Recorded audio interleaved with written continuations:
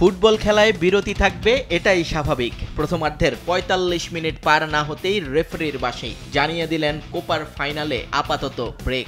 একে একে উঠে গেলেন ফুটবলাররা, কিন্তু হার্ড রক স্টেডিয়ামের দর্শকদের তো তখন পোয়াবারও। ম্যাচ নেই তো কি হয়েছে, তাদের জন্য তো আছে বিশেষ আয়োজন। হার্ড রকের ৬৫,০০০ মানুষ তখন কোমর দোলাতে থাকে তাদের প্রিয় শিল্পীর সঙ্গে। কলম্বিয়ান পপ তারকা বুঝে নেন স্টেডিয়াম স্টেজের কর্তৃত্ব। সিলভার রঙের পোশাকে অপসরীর সাজে দর্শকদের চোখ ধাঁধিয়ে দেন শাকিরা। নিজের বিখ্যাত সব গানের চুম্বক অংশ গেয়ে শোনান এই পপ শিল্পী। শুরু করেন তার বিখ্যাত হিপস ডোন্ট লাই দিয়ে। পুরো স্টেজ ঘুরে সহশিল্পীদের নিয়ে উপস্থাপন করেন এক মনোমুগ্ধকর পারফরম্যান্স। এই গানের সঙ্গে তার বিখ্যাত ড্যান্স মুভগুলো উল্লসিত করে মাঠের দর্শকদের। অর্ধেক পাউডারে দ্বিগুণ উজ্জ্বলতা, নতুন রিন অ্যাডভান্সড অর্ধেক পাউডারে দ্বিগুণ উজ্জ্বলতা।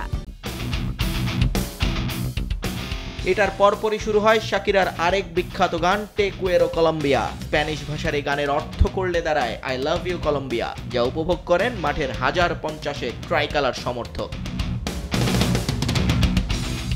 এর মাঝেই শেষ হয়ে যায় নির্ধারিত ১৫ মিনিটের বিরতি, কিন্তু কনমেবল মহাশয় তো সবকিছুতেই এগিয়ে অন্যদের চেয়ে। $2 মিলিয়ন বিনিময়ে করা এই আয়োজনের জন্য ফাইনালের বিরতি বাড়িয়ে দেয়া হয় আরও ১০ মিনিট।